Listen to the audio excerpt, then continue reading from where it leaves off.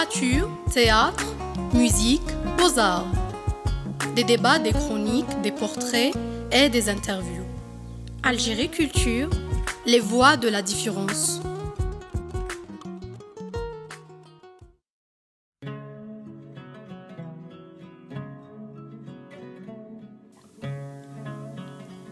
C'est avec solennité qu'on entre dans le désert, nous disait mon nom.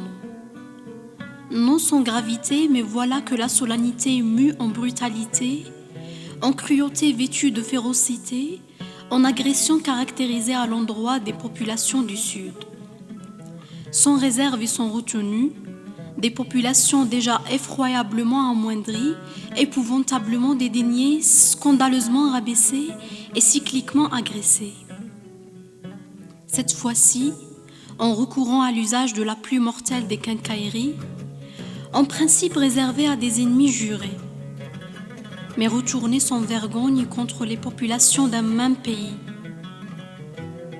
fauchant atrocement un enfant à l'aube de la vie, des populations de tout temps minorées et de tout temps ignorées, buvant interminablement l'amertume de toutes les privations et goûtant sempiternellement les âcretés de toutes les humiliations. Des populations qui ne voient aucune différence avec les temps les plus reculés, aucune dissemblance avec les époques censées être définitivement révolues. Ces époques ténébreuses où ces mêmes populations du Sud étaient étrangères dans leur propre pays. Mais plus d'un demi-siècle plus tard, aucune volonté n'est venue leur prouver le contraire. Aucune lueur n'est venue briller sur le toit de leur horizon blafard. Encore plus ternis, aucune main n'est venue les sortir de leur insondable bourbier, ni même un pied d'ailleurs, juste pour leur faire miroiter une issue probable à leur interminable galère, juste pour leur donner l'illusion que quelque chose peut se faire. Ou alors rien que pour leurrer leur intolérable calvaire.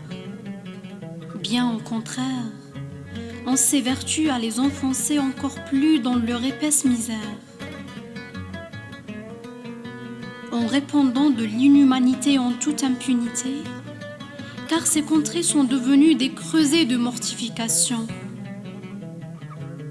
des répliques de camps de concentration, des condensés de toutes les offenses et des concentrés de toutes les pénitences. Des contrées entières sans eau, sans électricité, sans soins, sans transport, sans la moindre attention, et sans l'ombre d'un semblant de considération. Depuis des lustres, livrés, pieds et poings liés aux crocs acérés du dénuement, et jetés effrontément aux canines tranchantes du reniement. Une indigence si prégnante qu'elle fait tanguer les dunes et larmoyer les palmiers.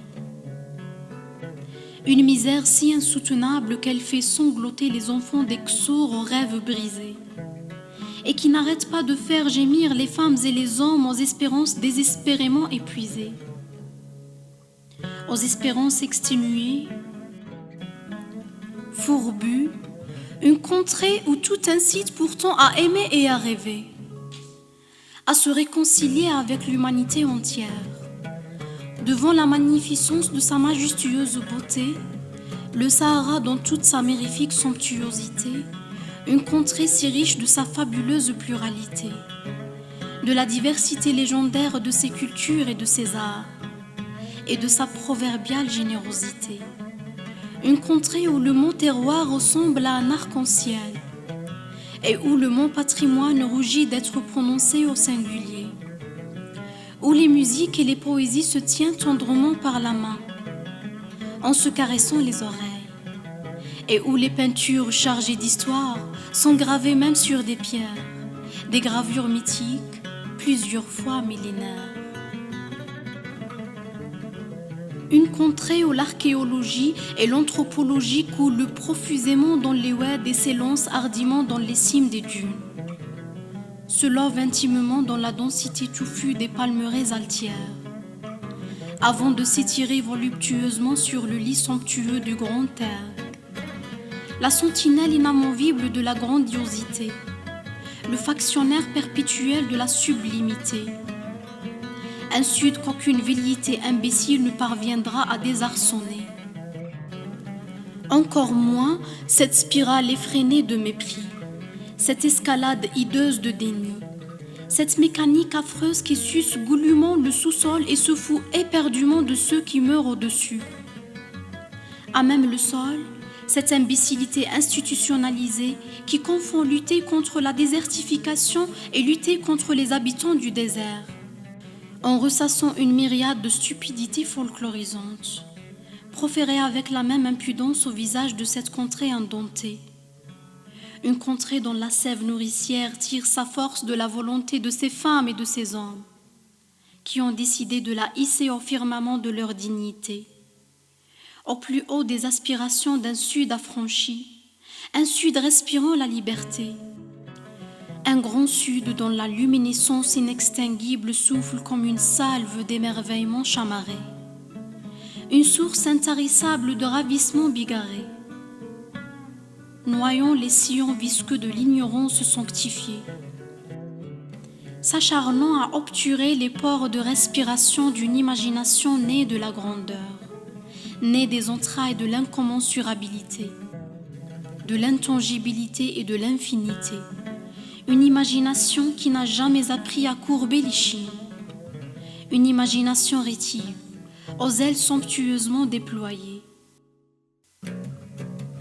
Sur les cavalcades fougueuses de l'indocilité, chevauchant les errances impétueuses de l'immensité.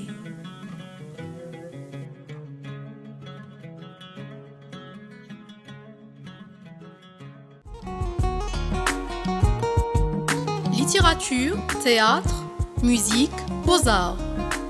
Des débats, des chroniques, des portraits et des interviews. Algérie Culture, les voix de la différence.